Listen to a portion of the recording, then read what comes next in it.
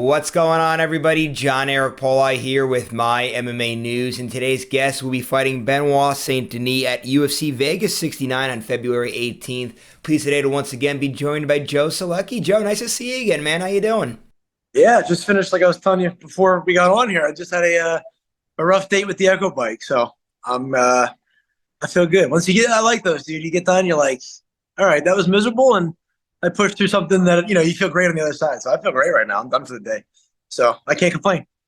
Yeah, training camp's definitely in full swing, and we're going to get to more of that in a moment. I do want to actually begin today's interview, though, talking about your personal life. I did see some big news, right? Baby boy on the way. He'll be here in July, so congratulations to you and your wife. Just, how excited are you guys to have this next journey here? Another baby here. Obviously, you have a baby girl, now son on the way. I'm sure you guys are going to be absolutely ecstatic at home. Dude, yeah, so excited. Really pumped. And the crazy part is just more, it's like fighting, man. When you think you got something figured out, there's something new that you got to figure out. Because, like, I was terrified to have a daughter. I was like, I don't know anything about raising a girl and all this stuff. And then, I don't care. A healthy baby is all we care about, But I was like, oh, man, having a girl is awesome. Like, maybe we could have another one. Maybe if it was a girl, it would be awesome. And then, God's like, okay, here's a little boy for you that you know nothing about. I'm like, oh, the whole process again. Gonna buy all these new clothes and figure out what the movies that he likes will probably be different and all this stuff. So it's exciting. I think it keeps it fresh. So it'll be really interesting because my daughter's like super outgoing. She's kind of like a little brute. So it'll be funny to see what our son's like. So man, just super excited. We're very blessed, and I can't wait. Just a lot of good things happening. So obviously, right, you guys are very excited there. But how about your daughter? Is she excited to see a baby come along, or is she going to be a little jealous that she's not the only child anymore? No, not at all. She was going to daycare and telling everybody that she's a big sister. So we're like, oh, she's excited. And then now when we tell her, we say, are you a big sister? She goes, I'm not. And we say, yeah, your baby brother's going to be here. She said, I know, like him. I know I have a baby brother. I'm like, oh my gosh. But then sometimes she'll go up and kiss my wife's belly and stuff like that. So we're hoping that, we got time. We got to ease her into it. And then we think she thinks we're playing a giant joke on her. Then when he actually gets here, she's going to be like, oh no, like they weren't kidding. So she's so feisty. So it's going to be fun. She's like the little boss. So this poor guy better come out ready to be bossed around because I see her with, with us and with her little baby dolls and stuff. This kid better come out durable too, because she was trying to rip one of her baby dolls through the crib the other day. His head was stuck. I was like, oh no, this kid's going to be, he's going to have to be really tough. So it's exciting. Well, I'm sure your son will fastly learn this rule, and I'm sure you probably can relate to it. But sometimes I like to just say, hey, you know what? It's a women's world. We're just living in it. I'm sure having a bossy older sister will probably learn that pretty quick. But anyway, question about your daughter here, too, that I have to ask. I saw a nice family moment of yours a couple months ago with COVID happening the last few years and everything. This is really like your daughter's first real, true trick-or-treating experience. So just what was that moment like of getting to go trick-or-treating with your daughter for the first time? Dude, she loved it so much that like at least once every 2 weeks she asked if she can go trick or treat, and we're like, no, it's so hard to explain that it's an only one time a year thing, She didn't even eat the candy or anything. She just loved the idea of walking up, and we went with another family friends of ours, the Laymans, and they have older kids, and but she loves them. So like they're like I think 11, 12, and they were like showing her the ropes, and she by the end she was grabbing their hand like, come on guys, and it was just a blast to watch, man. It's so crazy. It flies by, but it's like every next phase is cooler than the one before. Like, I'm holding her as a newborn. I'm like, oh, man, like, it can't get any better than this. And then she's saying, Dad, like, can't get any better than this. And now we're, like, doing stuff together. Like, I'm coming up here for camp, and she's saying she knows where I'm going, relatively. Like, she's been here before at Jimbo. She's like, oh, you go to Uncle Jeff's house? I go with you? Mommy, stay here? Like, she knows what it is that, like, we kind of, like, she knows where my wife works. Like, it's just cool, man. It's like you get like a little best friend. So trick-or-treating was one of those things too, where you're like, oh wow, like last year she's just in like a little pumpkin onesie, and now she like picks out her costume. She was Boo from Monsters Inc. And it's just fun, man. I just can't wait to see what the rest of life has in store. It makes a lot of the stuff too seem like not smaller than it is, because it makes it very important because it's my career. But you go, oh wow, like there's a life outside fighting. I was so tunnel vision my whole life of competing. I never even really thought about what it would be like to have a family like that, and it's the best thing I've ever done. So it's really, really fun to watch her grow. A lot of great family stuff there, man, and it's great to see the family grow. And again, congratulations to you and your wife there. A lot of great stuff going on. Let's get into fight stuff here, though. Let's start with your last outing, actually. And the reason why I want to back up to that is because I interviewed you before that fight, and you answered a lot of questions so nicely, too, talking about coming off your first loss and what your mindset was like and what you learned out of that fight, and to be able to go out and compete and get a win coming off of that loss the way that you did. Just what did that victory mean to you? Yeah, it was spectacular. It was that loss was, and people always say it's cliches, but a lot of cliches are true. It was one of the best things that ever happened to me in my fight career. Obviously, I am a guy that's real introspective and I reflect a lot, but sometimes you do need a loss to realize some stuff. And it wasn't anything that I was doing. It wasn't like, oh, some guys lose and they're like, their coach is like, hey man, that's why you have to be in the gym. Like, no, I've always been working. Every box has been ticked, like even for the Gordon fight. But it was just some things, maybe not the pressure, but I thrive under pressure. But it was one of those things of just, you start to get so deep into this fight game and you start to forget why you did it, and sometimes that pressure just can take the fun out of it for a little bit. And what happened with the Jared fight was, he just fought a great fight too. He's a grinder. I mean, we just saw him in his last fight that he should have won. But also just a mindset. The thing that he was sharing with the world on his big platform that he got out of, his great story and all the wins he strung together was something that I had to find out after our loss together, and I actually messaged him that before the Patty fight. I was like, dude, what's amazing about this is like, he's a Christian, I'm a Christian. I was like, I really see how God's using you, I think, because the same thing that you're on this platform telling everybody about how fighting or their career or wins and losses or money isn't going to fulfill you is the same thing that I had to learn with that pressure going into our fight. And you won that fight, you got the big fight, and now you're telling the world that, saving them that heartache and that loss. So, I was like, more power to you, and go drown them on Saturday night or whatever. And it was amazing. What it led me to do was go take some fun stuff. I competed against Cerrone.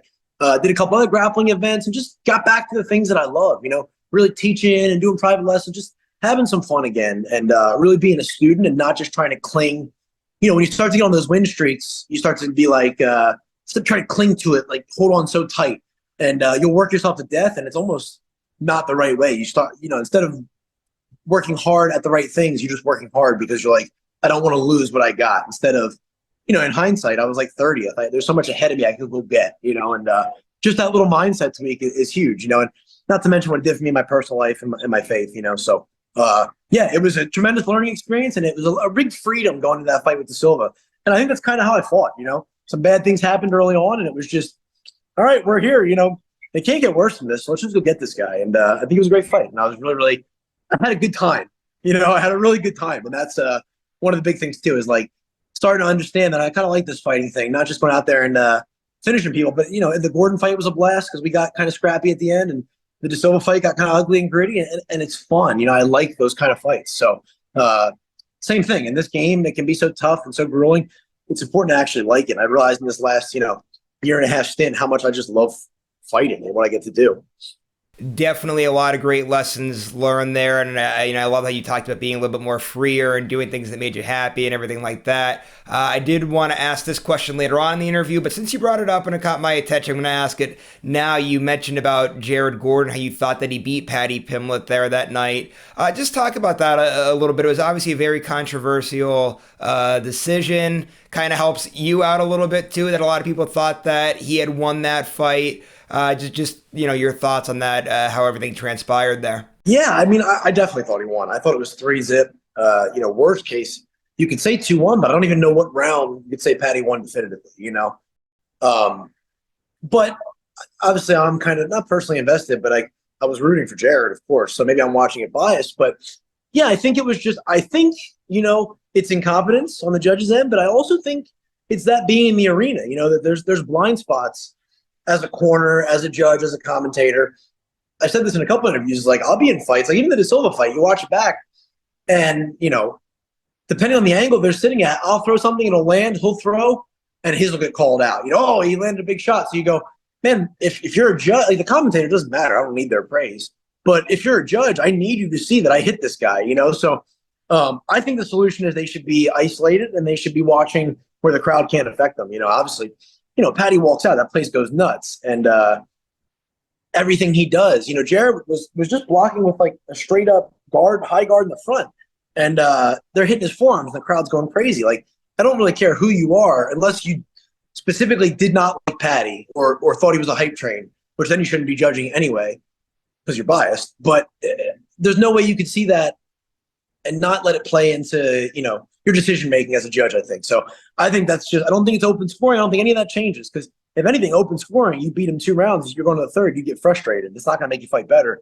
I think it's isolate the judges from these crazy crowds, because you're going to let a bunch of drunk people who, like his Instagram dictate, the outcome of fight because of their fanfare. It's stupid. Okay, so moving the judges out of the arena, I heard that is pretty unique, or moving to a different location to watch. It's it's interesting you say that, because when the fight happened, I was at the bar watching with my dad, and I said same thing like you. I'm like, oh yeah, Jared definitely won that fight. Patty, no way he won that. My dad goes, yeah, you sure about that? Because you could see it the way everybody was yelling in the arena or wherever anybody was at, the big spectacle behind Patty there, but superstar call. So a pretty unique thing though. I think that could definitely change. I never heard somebody offer that, of maybe moving the judges into a different spot to not affect it in the arena. If you've ever heard, like, some people will say this, you'd be like, oh, how was the fights if they went in person, their first UFC or something? You'll hear people always be like, man, I watched half the fight on the big screen, because it's hard to see. So I just think that's they got to do something about it, man. It doesn't make any sense. Or give them headphones, something. All right, let's get back into fight-related stuff here. Let's get to training camp. You mentioned before about your workout and everything. Camp obviously in full swing. Just how's it going? Man, it's been fantastic. I really can't think of a way it would go any better. I did talk about it some last camp, was my coach is just taking the reins a lot more. If I'm left to my own devices, I'll be left, almost in a pile of nothing by the time the fight comes, and the way they've done it now is I feel like I'm working harder than I've ever worked, but at specific things, and doing the right things, not just being stupid every day and just going, my goal today is to get tired in everything I do. It's been amazing. And, that's just a testament to the guys around, everybody at Salty Dog Jiu-Jitsu, and then everybody at GMO. I've been up here a lot for a lot of this camp, away from the family and stuff and grinding away. And Jeff Jimmo's kind of taking the reins of pretty much everything that I do. And it's just been awesome. I feel fantastic. I feel like I've gotten a lot better too. I started coming up a lot further out because Scott Holtzman was in camp. So I was trying to be like a grappling look for his Clay Guida fight. And because I got the fight so far out, we were downloading some of the template for this camp, ahead of time and working on some stuff. And I probably got to go through, 4 or 5 strength and conditioning cycles of, 3 weeks at a time. And it's just been awesome. I feel the best I've ever felt, which again is a huge cliche, but I think it's also due to the change in the training, and it's not huge changes. It's just listening to my coaches. I'm here with Jeff a lot more so he can monitor and, push me forward on certain times and pull me back, and just really seeing, I feel like a real professional athlete, for maybe the first time in my career. So I just feel awesome, man. And I also know part of that is I think I'm coming to my prime. I'm 29 years old. My 6th fight in the UFC. So, I feel comfortable here. You can never feel too comfortable. We're all on the chopping block all the time. But I just feel like I've kind of got that veteran status now of understanding the lay of the land and, kind of how this whole thing works. And that's just, again, a testament to the guys we get to be around, the John Salters and the Brian Barberena, Scott Holtzman, Chris Weidman's in the gym, and then getting all the up-and-comers we have here. It's just the best of both worlds. You get that fresh perspective of these guys that are getting their first pro fights, and they're super excited, and they're cornering UFC fights for the first time and all this stuff. But you get the seasoned vets too. So just between all the gyms that I train at, I feel like I've really got a fresh perspective and just a really good blend of people around, and just been fantastic, man. And the training's been harder and more focused than ever. And one of the things that I really learned from whether it was my days competing in track and field or when I got done with college and I was coaching in it, it seems like the best teams, right, the best mindsets, or even an individual sport, like because track had that individual thing to it there, right? When you're surrounded by great guys that you get along with and going to practice every day is fun and you're enjoying yourself, that's when you see the best results. And same thing, obviously, when I was coaching, saw the best tight-knit teams that everybody got along and coming to practice each day, saw the best results. Whenever you post a photo on social media, it seems like everybody's always smiling, everybody's happy to be around each other. Are you seeing that as well? That, you found your right spot, and that because you're enjoying things so much that the results obviously are showing here. 5-1 only loss, close decision loss, split decision loss. Oh, 100%. This sport is hard enough, and it's a good blend, So like, and this is at all the gyms that I train at. Another gym that I mentioned that I train at a lot too is Fitness Edge MMA in Myrtle Beach. But we're kind of like a network. We all train together. So like the nice part is like obviously, my coach and friend John Salter in my home gym, Salty Dog, he comes up to Jeff Jimmo's. He trains here for his camp. So and then all the guys from Myrtle Beach come to Salty Dog on weekends. So everybody knows each other. It's like a big family, and that's part of it. But everyone is really high level athletes, but no one takes himself too serious. The only time it's serious is that 2-hour window where we're practicing, or it's before or after we have a great time, and I think that's really important too. But that's where the blend has been for me, and I'm away from my family when I'm up here, so I'm up here for most of the week, kind of isolated in between sessions and stuff. So what I find myself doing actually is like, a lot of days I'll be in the gym. Maybe we only do 2 to 3 sessions, but I might be in the gym for like 8 or 9 hours just hanging out between sessions because like a stray cat. Because it's just more fun to be here with the guys than go, do something by myself. So it's just the culture at the gyms that I train at. I think that's what attracts me to GMO, to Salty Dog, to Fitness Edge. The people you're around as much as the skill, but there's great fighting all over the world. There's great coaching all over the world. You have to get with the people that you really connect with and that you really want to be in the foxhole with on fight night. And I found those people, so really, really fortunate. All right, man, just one last thing that I have for you. For all the fans out there that are watching this interview, they're going to be tuning into the fight. Just get a little preview of this matchup, just how, what you've kind of seen out of your opponent and what the fans are going to expect to see out of you on fight night in this matchup. Yeah, we're familiar with Saint-Denis. I fought on a car with him, and then I was offered the fight in Paris, and I was hurt, so I couldn't do it, couldn't take it. But watch, so I was familiar with him from then too. And then, my coach has been watching him a ton. I watched a lot today, actually. And, it's so hard to tell because you get in these fights, and something he does very well, actually, is sticking to the real estate of where he wants to be. You could tell in the Stoltze fight, he, was kind of dead set on getting him down to the ground. He kind of sold out on some takedowns. And then in the last fight, he was kind of dead set on not following the guy to the ground until later on. So it's impossible to anticipate, but we know where he's strong. We know, he's got really heavy striking, powerful guy, big, strong guy. His grappling is kind of relentless and pressure-based. So we have all our bases covered in the gym as far as great looks and, great college wrestlers, great jiu-jitsu guys. Striking's never an issue. With so many good looks with the Brian Barbarinas, my one training partner, Zach DeLeon, guys that are able to go left-handed really well. I don't know where the fight's going to go, but I know we're prepared for all of it. I think it's one of those fights. It's the 155 division, man. Every fight has the potential to turn into a scrap, a complete dogfight of, tooth and nail, and I have to win more of those frames of the fight than he does. But when you go into those fights knowing that and going in there going, I'm fighting tooth and nail for every single position, that's my plan, is to tax him. I think he's going to be a strong guy. I think he's very, dead set on coming forward and pressing the action. I like to do that as well, but I want to tax him. If he's going to be bigger and stronger, then I have to tax his gas tank, make him work, and I just can't sit still for him. But luckily, that's not really my style anyway. So if the finish is there, of course, we want to hop on it, but I just want to push it. I just want to push the pace, stick to what I need to do. We have 90%, if not more, is focused on me, and the other 10% is being aware of, where he's good. We know that. So foot on the gas, get my hand raised at 15 minutes is always the plan. A lot of variables, but I think we've covered all our bases. Joe, pleasure as always, man. Really appreciate the time. Last thing before you head out, social media, management, sponsorships, anything like that you got to plug, take it away. Yeah, just, everybody we talked about, Salty Dog Jiu-Jitsu and Port City MMA, same gym, Fitness Edge MMA, and then, of course, everybody at GMO, and just Jeff GMO, man.